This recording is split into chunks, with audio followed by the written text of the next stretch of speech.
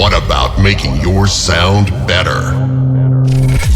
Now that we've looked at my suggestions for home studio gear, I want to show you 3 different pathways for building a fully functional songwriting studio. Option number 1 is what I call the free studio, and this starts with an Apple computer that already has GarageBand and a pair of earbuds. Do you realize that if you have those 3 things, you have a fully functioning home studio? But if you don't believe me, let's go down the list and see. Number 1, you already have a computer, and that computer already has a DAW on it, and you already have a pair of earbuds. Now, there's no need to purchase an interface or a microphone because you're going to use your built-in microphone. And there's no reason to get any cables to plug in a microphone or an instrument because again, you're using your built-in microphone. As for your MIDI controller, you're simply going to use your typing keyboard. And you don't need a mic stand to hold up an analog microphone or a microphone puff to go on an external microphone. Everything is taken care of right there on your computer, and I'm serious, you can write and produce fantastic music simply using your laptop GarageBand and a pair of earbuds. Now, if you're new to songwriting and recording, I highly recommend you start here. Knock out a few solid projects, and then when you see that you're ready to get serious about it, then go out and buy some gear.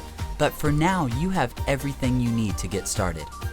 Option number 2 for building out your home studio is what I call the budget-friendly studio.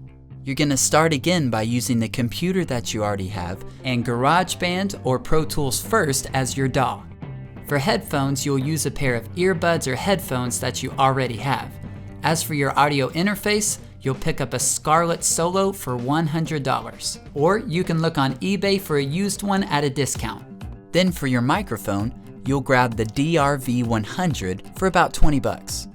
You'll pick up an XLR and a 1/4 inch cable online or from your local music store for about $8 to $10 a piece.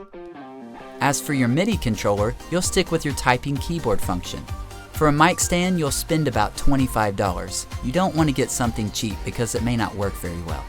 And lastly, you'll pick up a microphone puff for around $2 to $5. So when it's all said and done and you add in a bit of shipping and handling, you're looking at about $200, give or take. Now $200 isn't cheap, but it will build you a high quality home studio. I have to mention here that when I bought my very first interface about 12 years ago, it cost $200 just for the interface. Technology has skyrocketed in the last decade, which has driven the costs of gear way down. So in the end, you as a songwriter win. The third option for building out your own home studio is what I call the serious songwriting studio. In this studio, you're going to start again with your computer and use GarageBand as your DAW, or download a program like Pro Tools first for free. As for headphones, you're going to go ahead and buy a pair of over-the-ear headphones for about $75 to $100. For your interface, you'll go with the Scarlett Solo, of course, for $100 brand new. As for a microphone, you'll purchase the Behringer B1 condenser microphone at $100. You'll go ahead and purchase cables too for around $6 to $10. As for your MIDI controller, you're going to go with the KeyStation 49 at $100. For the mic stand, you're going to go with a solid $25 to $35 mic stand.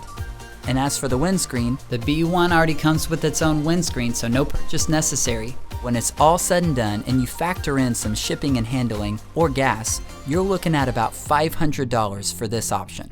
Now $500 isn't cheap, but to think that you can build out a high quality home studio for about $500 is really pretty unbelievable. Now I'll say again with this option, I do not recommend this to the brand new songwriting or recording beginner. There's no reason to spend $500 on something that you're just starting out in. But if you've already got a few projects under your belt and you've been working hard at songwriting and recording and you're ready to step things up, then option 3 might be a good choice for you.